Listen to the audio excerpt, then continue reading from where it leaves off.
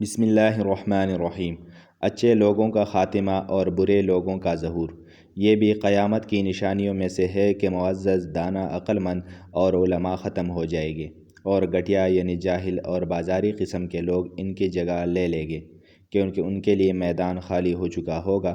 نبی کریم صلی اللہ علیہ وآلہ وسلم نے فرمایا، اس ذات کی قسم جس کے ہاتھ میں محمد کی جان ہے، قیامت اس وقت تک قائم نہ ہوگی جب تک کہ وعول فوت نہ ہو جائے اور طاغوت عام نہ ہو جائے۔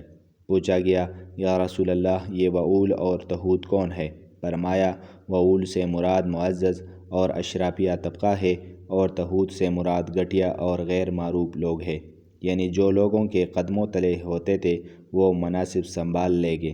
گھٹیا لوگوں کا اوپر آنا بھی تو ان کے اہم مناصب سنبھال لینے اور ان کے لیے ذرائع ابلاغ اور میڈیا کے پروپیگنڈے کے ذریعے سے ہوتا ہے کہ ان کے گرد ڈولچیوں اور طبلہ نوازوں کی کثرت ہو جاتی ہے، جبکہ دانشور مفکرین اور لوگوں کی خیر خواہی کرنے والوں کو نظروں سے اوجھل اور ذرائع ابلاغ پر نظر انداز کر دیا جاتا ہے۔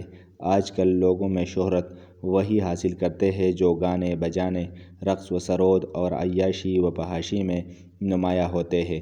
جہاں تک کسی عالم، سائنسدان، قابل ڈاکٹر، انجینئر اور ان جیسے دیگر جو ہر قابل کا تعلق ہے تو یہ لوگ بالعموم گوشۂ گمنامی میں پڑے رہتے ہیں۔ قیامت کی یہ نشانی عصر حاضر میں واضح اور نمایاں ہو کر سامنے آ چکی ہے، لیکن ابھی تک صورتحال زیادہ خراب نہیں ہوئی۔ ابھی بھی بہت سے لوگ شوق سے دینی لیکچر سننے جاتے ہیں۔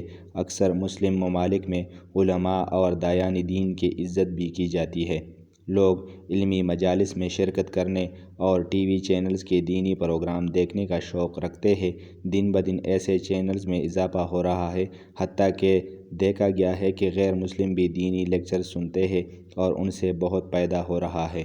جزاک اللہ خیرا۔